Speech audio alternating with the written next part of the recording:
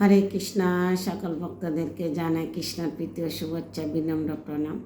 আজকের অর্জুনের প্রশ্ন হচ্ছে কর্তব্য কর্ম কীভাবে করা যায়।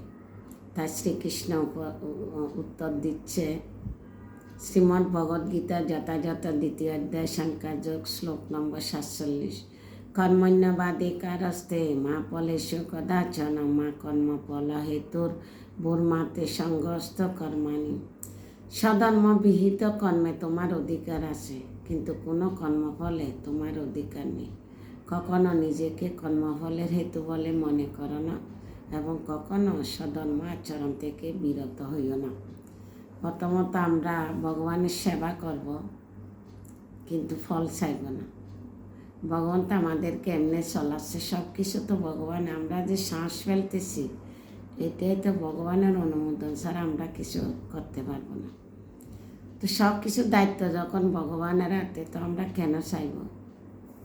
আর যদি চাই, যতটুকু চাইব এতটুকু দিবে, না চাইলে ভক্তি চাইলে সব কিছু দিবে।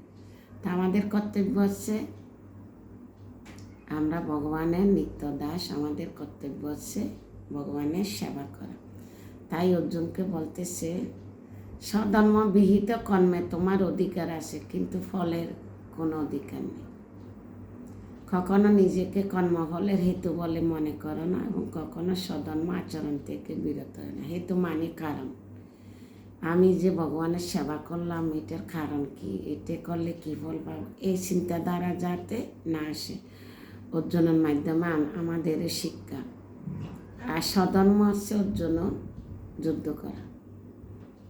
তো অর্জুন তো যুদ্ধ না করে পালিয়ে যাওয়ার ভান করতেছে, তার কারণে ভগবান বিভিন্ন সাইড থেকে বুঝাচ্ছে।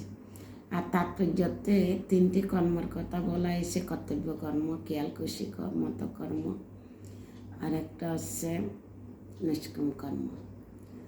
তো কর্তব্য কর্ম যে কর্ম করে আমরা কর্মবন্ধনে আবদ্ধ হই, এটা হচ্ছে কর্ম। অকর্ম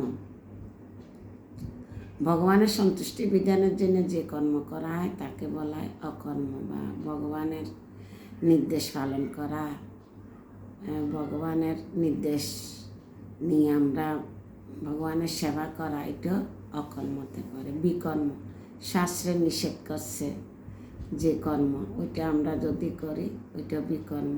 এবং গুরুর নির্দেশ পালন না করা, শাস্ত্র নির্দেশ পালন না করা, অমান্যতা করা, এটা হচ্ছে যে বিকর্ম। তো 3টি কর্মর কথা বলা এই সেইটার মাধ্যমে আমাদেরকে শিক্ষা দিচ্ছে আমরা অকর্ম করার জন্য। তো হরে কৃষ্ণ।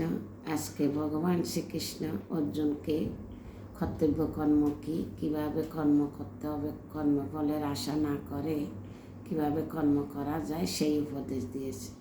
তো অর্জুনের মাধ্যমে আমাদের উপদেশ আমরা যেন পুঙ্খানুপুঙ্খনে পালন করি, তাহলে আমাদের জীবন আমরা কিভাবে চলবো, আমাদের পরিবার কিভাবে চলবে, সব দায়িত্ব ভগবানের। আর আমরা যদি চাই, যতটুকু চাই এতটুকু দিবে, বাকিটা দিবে না। তো সেজন্য না চাওয়াটাই ভালো। ভগবানের কাছে ভক্তি চাইলে ভগবান সব কিছু দিবে। হরে কৃষ্ণ। সবাইকে প্রণাম। ভুল ত্রুটি নিজে গুণে ক্ষমা করবেন। যদি ভালো লাগে লাইক এবং শেয়ার করবেন, যাতে অন্যরা শ্রবণ করতে পারে। হরে কৃষ্ণ। প্রণাম।